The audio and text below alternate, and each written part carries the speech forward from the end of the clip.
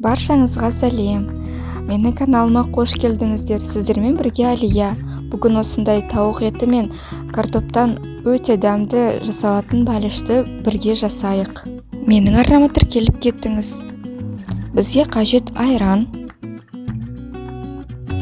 Одан кейін сода бір шай қасық барлығын жақсылап араластырамыз. Ол өзі бір сам өсіп көпірлейді. Одан кейін сары майымызды қосамыз, тұз. Барлығын жақсылап тұрып араластырамыз. Еліктен өткізілген ұнымызды ақырындап қосып араластырып қамыр илейміз.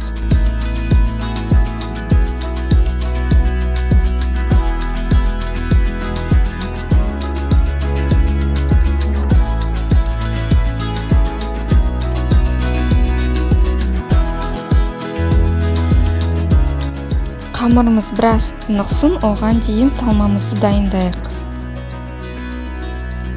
Біздің салмамызға қажет тауық еті, картоп және де пияз. Барлығын төртбұрыштеп турап алып, бір-біріне қосамыз. Пиязымызды да төртбұрыштеп турап аламыз. Тұзымызды, бұрышымызды және өзімізге ұнаған приправаларды қоссамыз.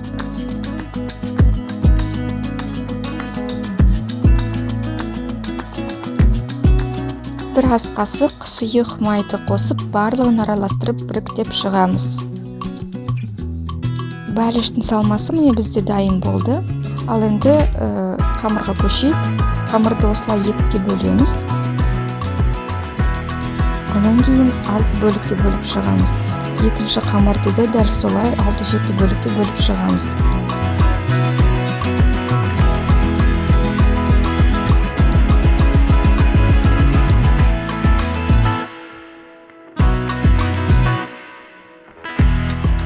Әр қамырымызға оны кішкене сеуіп, оқтаудан өткізіп шығамыз.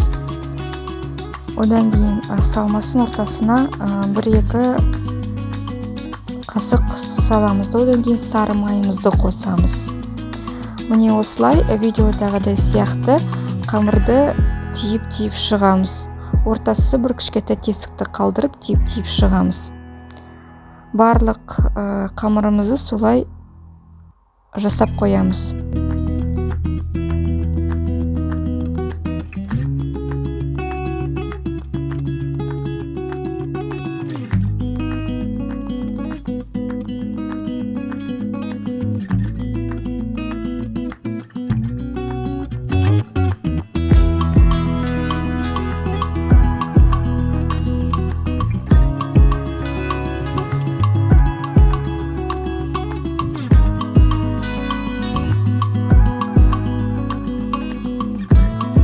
Ыдысымызды майлап, немесе пергамент қағазын төсеп, осылай бүкіл біздің бәлішімізді салып қоямыз да, жұмыртқаның сарысымен барлығын жағып шығамыз.